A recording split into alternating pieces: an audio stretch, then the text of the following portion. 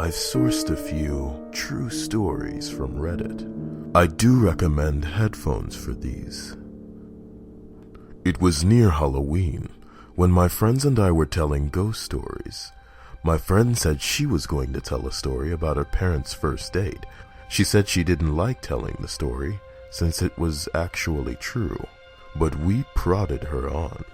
To cut to the chase, the parents had spent a nice, if awkward, first date, and around the time that they should have said goodnight, the man in the situation, my friend's dad, suggested that they go for a midnight hike up Provo Canyon.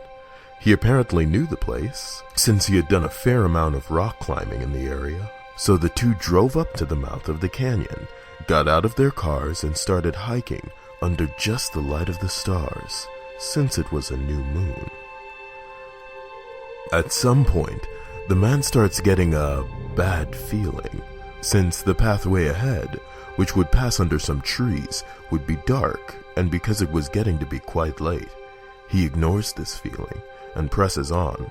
In later rehearsings of the story, the woman would say that she felt the same feeling at what was probably the same time, though she didn't know the trail like he did.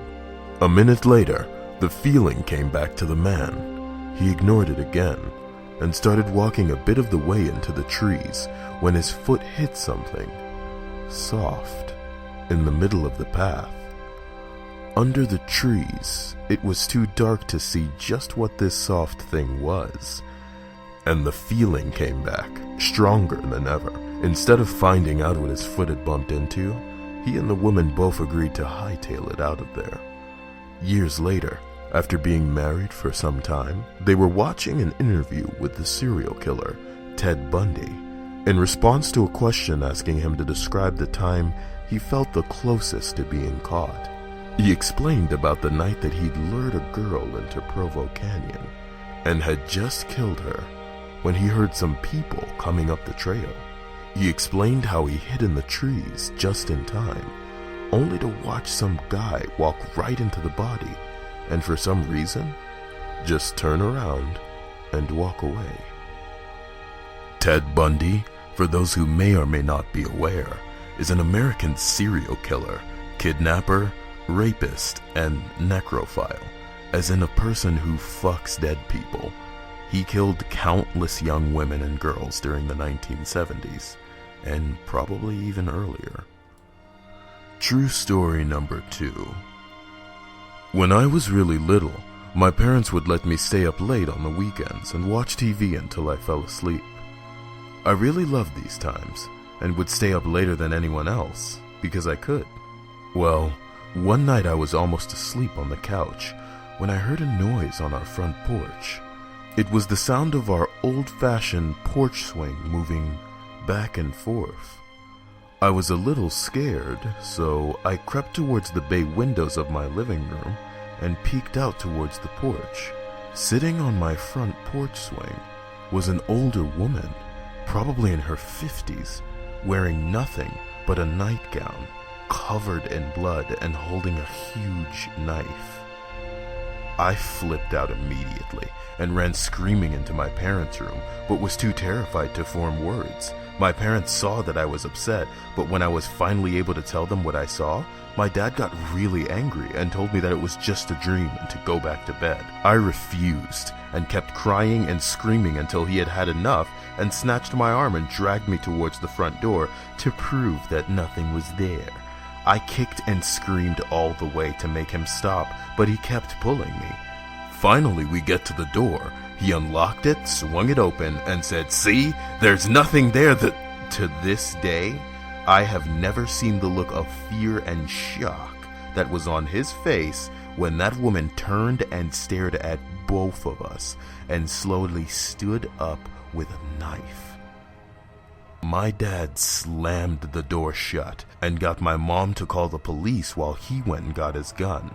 He went back to the door with the 12 gauge and cracked the door enough to stick the barrel out. He asked her what she was doing, and she said, "Somebody killed my husband, but it wasn't me." My dad told her the police were coming, and she freaked out, grabbed the knife, and walked away. The police found her 15 minutes later, trying to break into one of the neighbors' houses. I never slept in the living room again. Story number 3. I'm the manager of a small apartment complex in the downtown area of Irrelevant City. I've seen a lot of messed up stuff over the last 3 years, like one of those cat ladies you only hear about in folklore. She died, and they had to have animal control take away like 30 cats. I swear to God I had no idea she had that many. I thought she had like maybe 2 or 3. Anyway, last summer I had another tenant who was even more fucked in the head. I can only tell you my half of the story, which I assure you is fucked up enough as it is. So, I get a call while I'm at a bar late Friday night from one of my tenants. Apparently, they were alarmed at a decaying odor emanating from the unit next to theirs. I knew the guy living in it. He was really old, so my first thought is the guy had died or something and the smell was his body. Morbid, I know. I was too drunk to drive, so I had a friend to give me a ride back to my place. I asked my friend if he wanted to come with me to check on the guy, and he basically told me to fuck off and that he didn't want to see a dead body. I thought, who doesn't want to see a dead body? I guess he wasn't as drunk as I was. I told him to wait in the car for a few seconds, which he agreed to. Looking back on it, I really should have made him come with me. So I go up to the guy's door and knock a few times, yell, "Mr. Sherman, are you okay? I'm coming in to check on you." The smell hit my sinuses like a brick in the face. I've gutted moose before, so I know a bad smell when I smell it. This was, well, it was about the same smell, really. That is to say, it smelled more than enough for me to believe there was a dead body somewhere in there. Still, I had to make sure before I called the police. I didn't want to call them in on a week-old pot roast or because the refrigerator was left open or something. So I went about exploring the apartment. I knew the layout already, most of the units are the same, so I began to search the apartment room by room whilst holding my t-shirt over my face to keep myself from gagging. The living room, the first room you see when you enter, was surprisingly neat and clean. There were a bunch of books on the coffee table lined up in a neat stack, and the telephone was on the cabinet by the wall, where it should be. Then I looked at the corner and reflexively let out a shit and backed up. There was a dog staring at me. It looked like a little black terrier, the Scotty kind. It wasn't growling or anything, so I thought it was just scared. Then started laughing at myself for being afraid of it. It still wasn't moving. I was a little creeped out by how much time had passed and it still wasn't moving. I thought, nah, couldn't be. But sure enough, it was stuffed. The dude had a stuffed Scottish Terrier in his living room. Weird. I was still in a good mood at this point, had to chuckle to myself over getting afraid of a stuffed dog. I turned to my left and walked into the kitchenette. The kitchen was a little bit messy. I could tell someone actually used this part of the apartment. There were just a couple of knives in the sink, and the counter had some crumbs on it and stuff. I opened the refrigerator up, hoping to God that was where the smell was coming from. Nope, the refrigerator was completely empty. It looked like the guy hardly even used the apartment. There were almost no personal belongings in the living room or kitchen except for a couple plates that came with the place, and the weird-ass stuffed dog in the living room. So I went back into the living room and holy shit. The dog moved. Actually, no, it didn't. There was a second dog behind the couch that I hadn't noticed the first time. It almost gave me a heart attack. This weirdo guy had 2 stuffed dogs in his living room, both watching in different directions.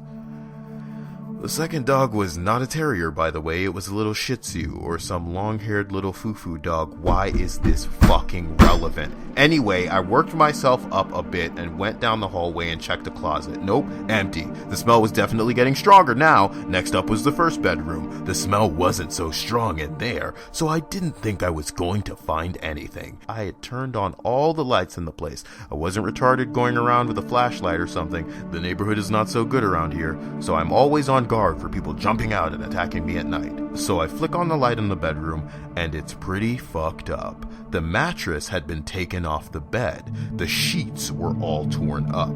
There were a shitload of holes and scratches in the wall, which were at chest level. So they were most likely from punching and or scraping with a knife or something. Most disturbingly, there was a shitload of red stains on the carpet. They looked a lot like wine stains. Remember, I was drunk, so blood was not the first thing to pop into my mind. It was actually blood. I was an idiot. All I remember thinking at this point is, forget about the deposit. This guy is going to get charged out the ass. The whole experience of being in this apartment was starting to get at me, though. Every room I went into, I was half expecting to find a dead body, so I just wanted to find the source of the smell and get the fuck out of there. So I went into the bathroom, and there was a fur carpet in there, except it wasn't a carpet. It was like 20 different furs, all laid out on the floor. There were mostly brown and black, but there were a couple white ones.